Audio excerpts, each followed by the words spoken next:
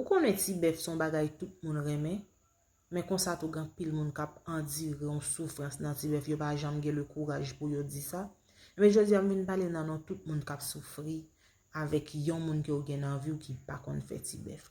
Et moun nan pa jam senti la l'aise pour le dire que ou pas fait le bien, son bagay que moun nan pa gen courage pour le dire ça. Li préfère endurer souffrance ou bien le dire ou pas fait le du tout. Parce que y a des moun qui tellement pas connaît comment pour yo fait ti bœuf. Là yo fait ça yo kimbo, c'est comme si c'est manger ou manger ou. Non. Ti bœuf pas fait à dedans. Même jon ouais, le wap fait pénétration si devant ou pas mouillé ou senti que ça fait mal là, ouais garçon lui même li senti peine il fait le mal, li gen tendance prend un petit crachet pour le mettre pour le pénétration qu'a fait bien. Et bien c'est même genre tout le wap fait ti bœuf pour moun nan ou prend dent ou coller nan sexe moun nan, ça fait le mal en pile. Moun nan pas dou ça, mais li fait le mal. Pas gen bagay te ka bo depuis comme ça. On bagay qui si douce, qui si bon. Et puis qu'on y a pour joindre avec yon moun qui pas kon fait, ouf. Wap senti petit en fait préféré pas jamais faire bagay ça. Mais s'il vous plaît, ti bœuf pas fait à dents. Gérer dents en dents bouchou. Ça fait avec langue ak peau bouche. Et puis make sure que ou mouillé. Comprendre avec même cracher dans bouche ou mouillé pénia.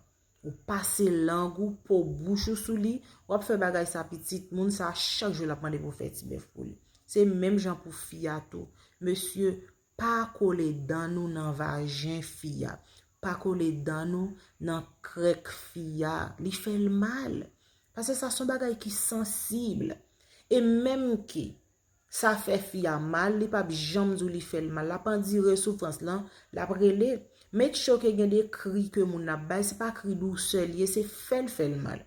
Li pa jamais ou non, après fia gen tendance râler, kol envie pousser tête tout parce qu'elle pas gen le courage pour dire li fait le mal, mais li fait le mal. Pas coller dans là-dedans.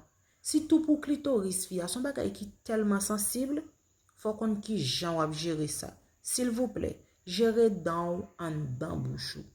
Passez langue, passez pour bouche. Après chaque jour madame wap zou bal ti bœuf sou kon comment pour faire. Je dis à me parler nan tout moun k'ap subi de ça ou même qui gen yon moun nan vie ou. Des fois qui k'ap fait ça ou senti il pas fait bien ou pas gen courage pour dire ça, partager vidéo ça avec. Partagez vidéo ça pour moi pour gen moins moun qui souffre dans dossier ti bœuf là parce que ti bœuf trop bon pour nous faire un paquet moun gen dépi pour yo di yo pa jamais faire ti bœuf.